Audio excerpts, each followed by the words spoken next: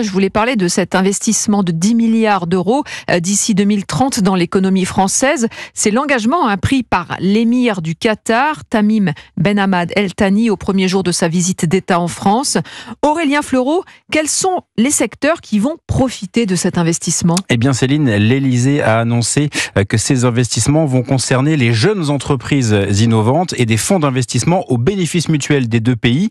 Principaux secteurs ciblés, la transition énergétique, les semi-conducteurs, l'aérospatiale, l'intelligence artificielle, la santé et les industries du luxe, donc un peu partout, puisque jusqu'à présent, l'Émirat avait investi dans l'immobilier, la finance, le sport, évidemment, avec le PSG, mais pas seulement, ou encore le luxe. Cette fois, le fonds souverain qatari entend privilégier les secteurs les plus innovants. Les détails de l'accord seront précisés dans la journée. Une certitude, les flux financiers entre les deux pays vont augmenter. Ils étaient déjà de plus de 6 milliards d'euros en 2022 et 2023. C'est ce qu'a rappelé l'Élysée hier soir. Et puis enfin, dans l'autre sens, la France est le premier investisseur européen au Qatar avec 9 milliards de dollars déployés dans l'énergie, l'aéronautique, les infrastructures de transport notamment, et puis aussi le tourisme. Les précisions d'Aurélien Fleureau du service économie d'Europe.